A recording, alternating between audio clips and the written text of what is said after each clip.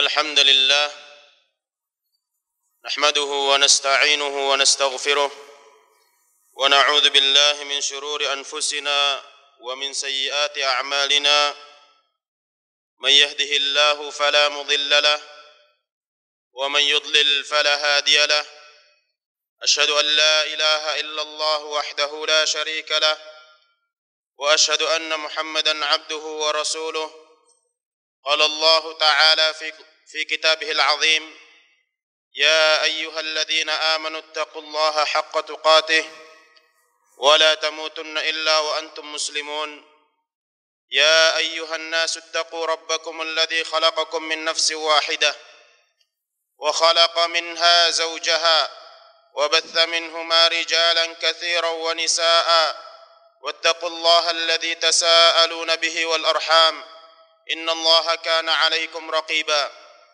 يا أيها الذين آمنوا اتقوا الله وقولوا قولا سديدا يصلح لكم أعمالكم ويغفر لكم ذنوبكم ومن يطع الله ورسوله فقد فاز فوزا عظيما أما بعد فإن أصدق الحديث كتاب الله وخير الهدي هدي محمد صلى الله عليه وسلم وشر الأمور محدثاتها فإن كل محدثة بدعة وكل بدعة ضلالة وكل ضلالة في النار والعياذ بالله.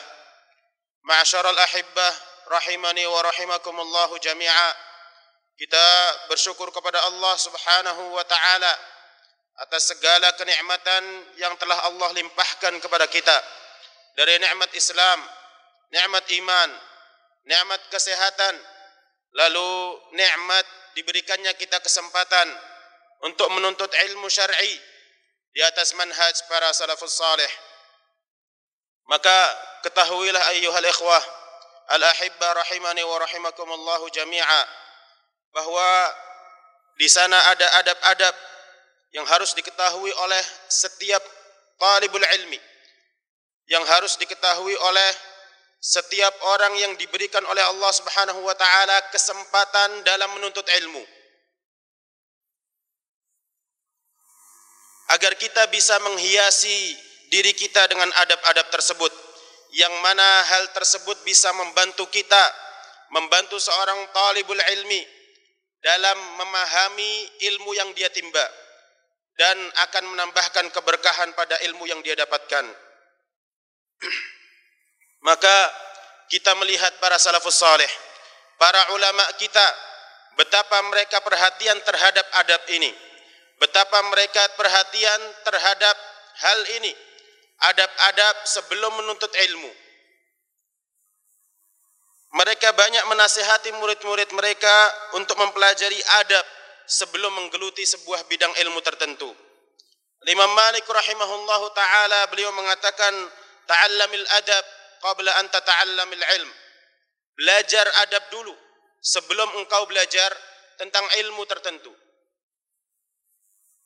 Kemudian juga Imam Yusuf Ibnul Husain rahimahullahu taala beliau mengatakan, bil adabi tufhamul ilm. Dengan adab ilmu mudah untuk dipahami. Seorang yang sudah belajar adab, seorang yang sudah mengerti tentang adab dalam menuntut ilmu, ia akan mudah memahami ilmu, karena adab ini akan membantu dia untuk memahami ilmu tersebut. Dengan adab ini Allah akan mudahkan seorang untuk memahami ilmu. Al-Imam Ibnul Mubarak rahimahullahu taala juga mengatakan, ta'allamna al-adaba 30 'ama wa ta'allamna al-ilma 20. Kita belajar tentang adab itu selama 30 tahun. Selama 30 tahun kita belajar tentang adab. Kemudian kita belajar tentang ilmu selama 20 tahun. Artinya adab sangat membantu seorang untuk memahami sebuah ilmu, untuk memahami sebuah ilmu. Kemudian Al-Imam Makhlad Ibnul Husain berkata kepada Ibnul Mubarak, nahnu ila kathirin minal adabi ahwaju minna ila kathirin minal hadis. Kebutuhan kita kepada adab itu lebih banyak daripada kebutuhan kita dalam menguasai hadis. Maka kita harus membekali diri kita sebelum menuntut ilmu dengan adab. Kemudian Al-Imam Adz-Dzahabi rahimahullahu taala juga mengatakan, "Ma naqalna min adabi Malikin aktsar mimma ta'allamna min ilmih." Kami lebih banyak belajar dari Imam Malik tentang adabnya daripada ilmunya. Betapa para ulama kita salafun salih sangat memperhatikan sisi adab ini. Karena dengan adab Allah akan memberkahi ilmu tersebut. Bukti berkah ilmu tersebut adalah seorang mengamalkan ilmu tersebut. Maka ikhwani fid din azzani Allah wa iyyakum, bagi seorang talibul ilmi harus memperhatikan adab-adab yang harus dia miliki dalam dirinya. Ada adab-adab yang harus dia miliki tatkala dia sedang bersama gurunya, dalam majelis gurunya. Ada adab-adab dalam mencari teman. Di antara adab-adab yang harus dia miliki dalam dirinya sebagai bekal dirinya untuk menuntut ilmu, yang pertama ialah hendaknya dia mengetahui bahwa ilmu ini adalah ibadah. Ilmu yang dia timba adalah ibadah.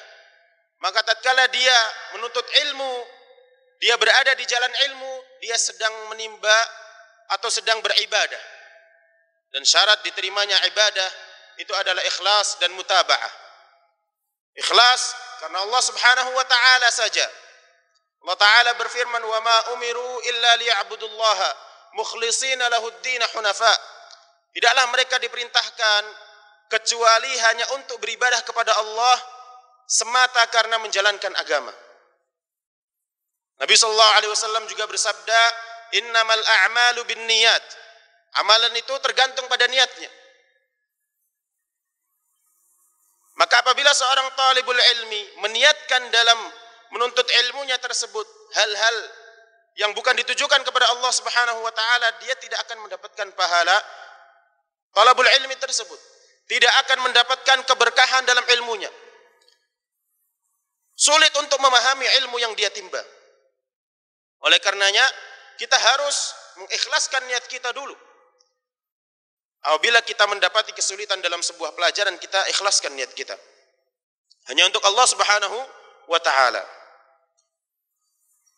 Maka dengan tidak adanya keikhlasan ini, menuntut ilmu yang semulanya adalah amalan yang paling agung, amalan yang paling afdal, menjadi amalan yang paling hina karena tidak adanya ikhlas.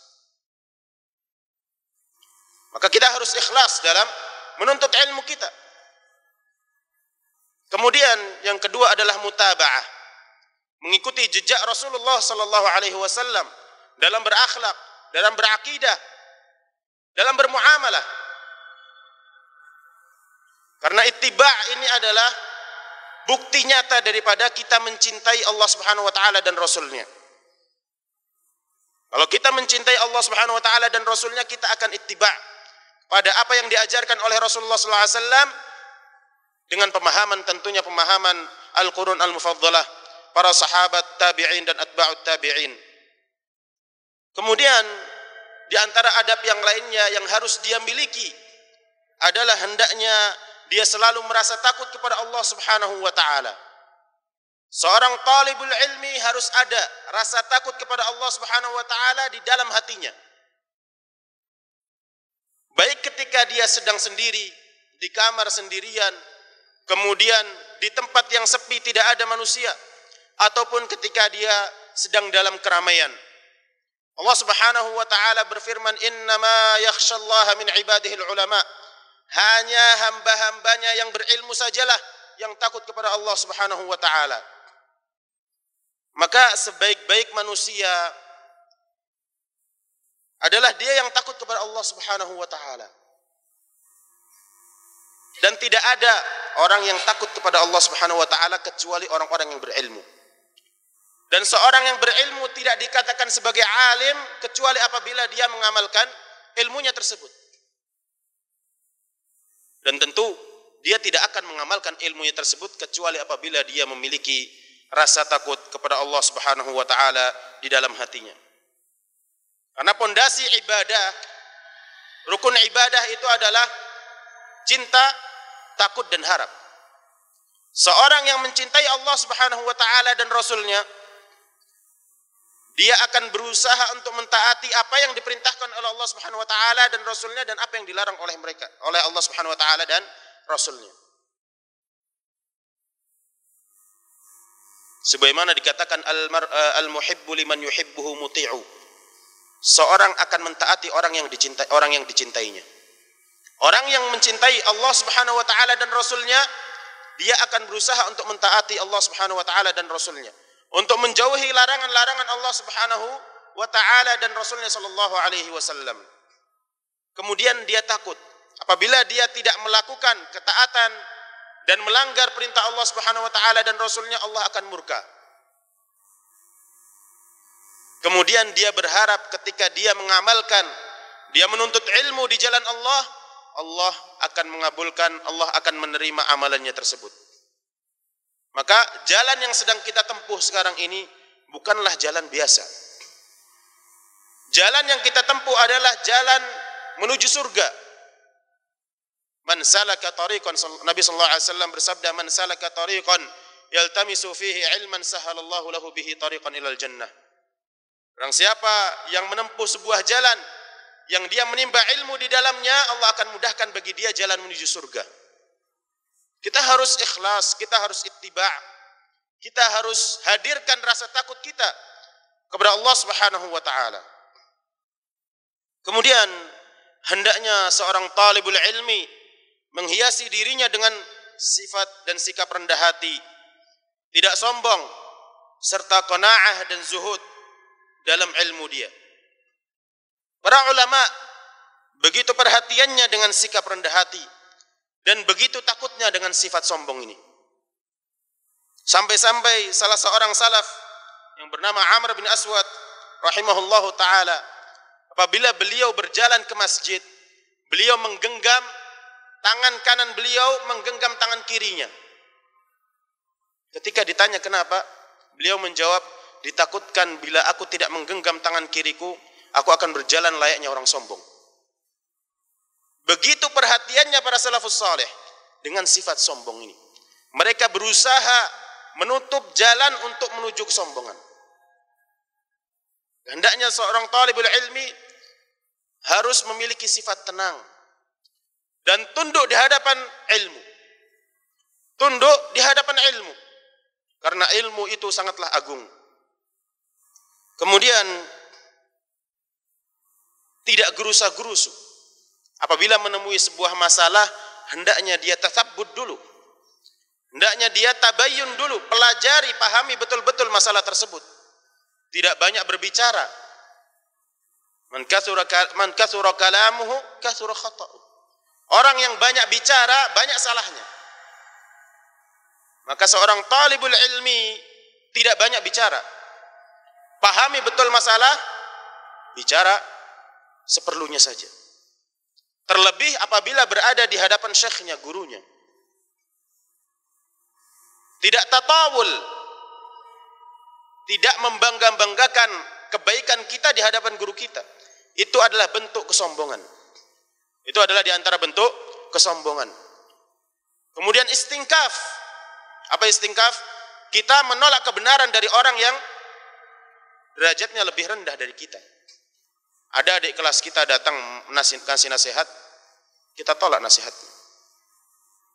Maka kesombongan yang paling pas maknanya adalah gengsi. Gengsi untuk menerima kebenaran.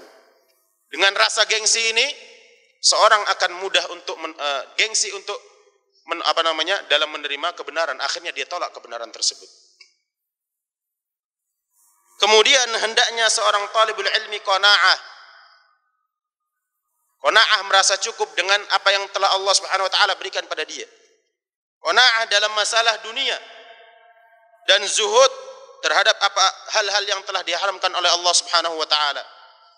Rasulullah sallallahu alaihi wasallam bersabda, "Izhad fid dunya yuhibbukallah, wazhad fima 'indan nas yuhibbukan nas." Zuhudlah kamu dalam urusan dunia. Wa haqiqatuz zuhud ijtinabul muharramat. Hakikat zuhud adalah menjauhi hal-hal yang telah diharamkan oleh Allah Subhanahu wa taala. Wazhad fima 'indan nas yuhibbukan nas. Berzuhudlah kamu terhadap apa yang ada di tangan manusia, maka manusia akan mencintaimu.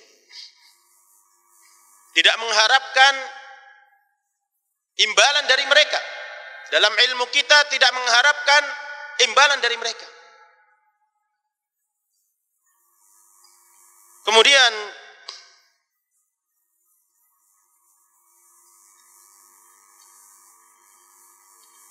seorang talibul ilmi hendaknya dia memiliki sifat as-sakinah wal waqar, tenang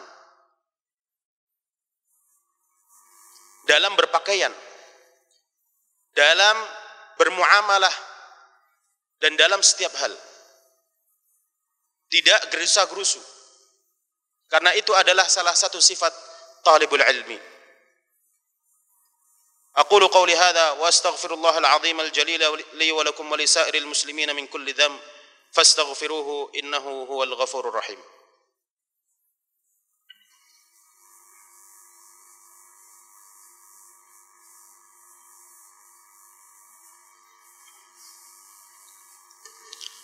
Alhamdulillahi rabbil alamin wa bihi nasta'inu ala umuri dunya waddin. Thumma assalatu wassalamu ala khairil anbiya'i wal mursalin nabiyina Muhammadin wa ala alihi wa sahbihi ajma'in. Amma ba'd. Ikhwatal iman rahimani wa rahimakumullah. Kemudian ada adab-adab yang harus dimiliki oleh seorang talibul ilmi ketika dia sedang bersama gurunya. Di antaranya adalah dia menjaga kehormatan gurunya. Seorang talibul ilmi harus selalu menjaga kehormatan gurunya. Karena seberapa besar kita menjaga adab kita di hadapan guru kita, maka sebanyak itulah ilmu yang akan kita dapatkan dari guru kita. Sebanyak itulah barokah yang telah Allah akan berikan kepada kita atas ilmu kita. Maka kita selalu menjaga kehormatan guru kita. Dima'ul ulama masmum. Kehormatan para ulama itu beracun. Jangan sampai kita ghibah guru kita. Jangan sampai kita mencela guru kita di belakang. Bahkan jangan sampai kita berniat untuk mencelakai guru kita. Maka seorang talibul ilmi harus menjaga adab bersama gurunya ketika dia bermajelis bersama gurunya. Dia fokus dalam majelisnya, mendengarkan apa yang disampaikan oleh gurunya. Menjauhi hal-hal yang membuat gurunya kehilangan fokus dalam menyampaikan ilmu. Menjauhi hal-hal yang membuat gurunya kehilangan semangat dalam menyampaikan ilmu. Para ulama menyebutkan bahwa di antara hal-hal yang bisa membuat guru kita kehilangan semangat untuk menyampaikan ilmu adalah kita menguap, atau bersandar, atau melamun. Karena seorang guru tatkala melihat muridnya mulai menguap, bersandar, melamun, guru tersebut beranggapan bahwa muridnya mulai capek, mulai lelah. Maka kemudian guru tersebut hilang fokusnya dalam mengajar. Jangan sampai kita menjadi sebab daripada terputusnya ilmu kita. Jangan sampai kita menjadi sebab daripada terputusnya ilmu dari guru kita. Sehingga guru tersebut yang harusnya menyampaikan dari 1 sampai 5 hanya menyampaikan dari 1 sampai 3. Kita harus semangat. Ketika kita mulai futur, kita perbarui niat kita lagi. Bahwa talabul ilmi kita itu hanya untuk Allah Subhanahu wa ta'ala. Kemudian diantaranya adalah tidak mendebat guru kita. Tentu debat ini dengan adab-adab dalam diskusi di hadapan majelis gurunya. Kalau kita ingin membenarkan kesalahan guru kita, datang 4 mata munaqasyah. Tentunya sebagai seorang talib kepada gurunya, bukan sebagai seorang yang sepantaran dengan gurunya. Harus menjaga adab-adab dalam munaqasyah. Wajadilhum billati hiya ahsan. Kepada orang ahlu bid'ah kita harus berjidal dengan yang lebih baik, dengan cara yang lebih baik, terlebih kepada guru kita. Apabila guru kita melakukan kesalahan, jangan sampai wibawa guru kita turun di hadapan mata kita. Ilmu yang beliau punya sangatlah banyak. Dengan satu kesalahan, Allah tidak hancurkan wibawa guru kita. Allah tetap angkat derajat guru kita. Kemudian tidak bertanya dengan pertanyaan di luar pembahasan. Ini untuk menunjukkan bahwa kita perhatian pada pelajaran, pada daras yang disampaikan oleh guru kita. Baik. Kemudian ikhwani fid din azzani Allah wa iyyakum, ada adab-adab yang harus dimiliki oleh seorang talibul ilmi dalam mencari teman. Maka carilah teman yang saleh, karena itu akan mempengaruhi kita. Kita manusia ini makhluk sosial yang akan mengikuti sebuah bi'ah, yang akan mengikuti tabiat dari sebuah bi'ah. Sebagaimana kalau buah busuk ditaruh di keranjang yang isinya buah yang bagus-bagus, akan membusuk pula buah yang lainnya. Nabi SAW bersabda, "Al-mar'u ala dini khalilihi, falyanzur amman yukhalil." Agama seorang itu akan mengikuti temannya. Maka hendaknya dia mengetahui dengan siapa dia berteman. Dan teman itu ada 3. Shadiqul manfa'ah, shadiqul ladzah, teman yang hanya mengambil manfaat dari diri kita. Teman yang hanya mengambil manfaat dari diri kita. Ada teman yang hanya berteman dengan kita karena kita asik orangnya. Kalau duduk dengan kita, dia enjoy.